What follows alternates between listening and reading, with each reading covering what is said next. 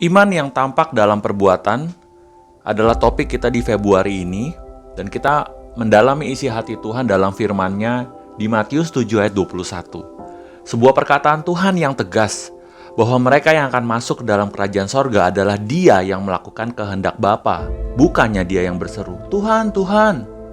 Mereka yang akan masuk ke dalam sorga adalah yang tindakannya sehari-hari selaras dengan imannya, yang perbuatannya mencerminkan kepatuhannya kepada kehendak Bapa. Apa sih kehendak Bapa? Yakni agar semua orang diselamatkan dari kebinasaan kekal di neraka melalui firman Allah yang menjadi manusia dalam jati diri Yesus Kristus. Yohanes 3 ayat 16. Sejak itu, Tuhan Yesus mulai memanggil murid-murid yang pertama. Pemanggilan murid atau pemuritan merupakan hal yang lumrah terjadi, dicontohkan di wilayah Palestina dahulu kala. Zaman dulu tuh, para pemuda pergi membawa bekalnya lalu mencari seorang nabi atau rabi untuk menjadi guru yang mengajarkan mereka tentang Taurat dan tata hidup lainnya. Namun satu hal yang berbeda, inisiatif untuk mengikuti sang guru datangnya dari para murid, dan para murid bebas datang dan pergi.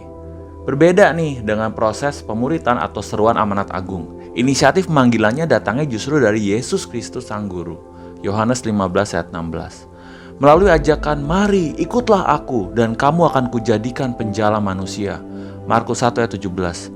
Tuhan Yesus menunjukkan otoritasnya sebagai Mesias yang berkuasa, memanggil orang-orang untuk mengikut Dia, untuk memperoleh keselamatan darinya, dan sekaligus membantunya menyebarkan kabar keselamatan itu kepada orang lain. Ia memanggil Andrea, Simon, Yakobus, dan Yohanes untuk menjadi penjala manusia angkatan pertama. Yesus yang sama ini memanggil kita, manusia era sekarang, untuk mengikut Dia, memberitakan kabar baik agar orang terbebas dari neraka akibat hidup di luar kehendak Bapa. Inilah kehendak Bapa, dan menjadi penjala manusia adalah perbuatan yang selayaknya dilaksanakan seluruh orang percaya padanya. Menjawab panggilan pemuritan dan menjadi seorang murid Yesus bukanlah hal yang mudah dan dapat dilakukan sambil lalu. Dituntut pengorbanan untuk meninggalkan comfort zone. Karakteristik nelayan Galilea ini bukanlah golongan kelas atas, namun mereka pekerja keras dan tangguh dalam ikatan pergaulan yang kuat.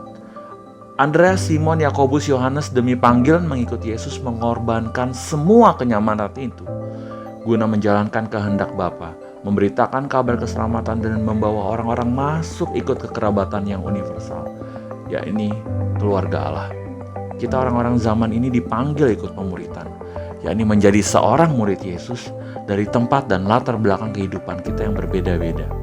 Entah terlahir sebagai orang Kristen atau bertobat menjadi Kristen, yakinlah bahwa kita semua adalah orang-orang yang sangat dikenal oleh Tuhan dan dipanggil putranya Yesus Kristus melalui Roh Kudus untuk turut berperan aktif membagikan undangan masuk keluarga Allah ini kepada semua orang. Tuhan tahu bakat dan potensi dalam diri kita. Untuk itulah harus kita gali dan kembangkan. Pertama-tama dalam pemuritan menjadi seorang murid Yesus, kemudian ikut berperan aktif mengemban tugas mulia menjadi penjala manusia. Penjala manusia berarti menghargai semua umat manusia dan berusaha membawa setiap orang masuk ke dalam kerajaan Allah. Bukan sebaliknya, justru membuat orang lain jatuh ke dalam dosa dan semakin jauh dari keluarga Allah. Ya sih, setuju, kita tidak mesti kaku nih, langsung meniru murid-murid angkatan pertama tadi karena semangat dan segera meninggalkan keluarga dan mata pencaharian kita untuk mengikuti Yesus. Yang pasti hal ini mengajarkan kita bahwa sangat dibutuhkan perjuangan dan pengorbanan untuk menjadi murid Yesus. Harta benda, pangkat, jabatan, kekerabatan, bahkan nyawa kita adalah milik Tuhan. Maka pakailah semua itu sebagai alat atau wahana untuk memberitakan Injil Yesus Kristus di tempat kerja, kampus, sekolah kita masing-masing. Jangan takut, tetaplah semangat jalankan tugas panggilan pemuritan kita dengan sungguh-sungguh karena Tuhan Yesus berjanji untuk menyertai senantiasa. Salam Zending.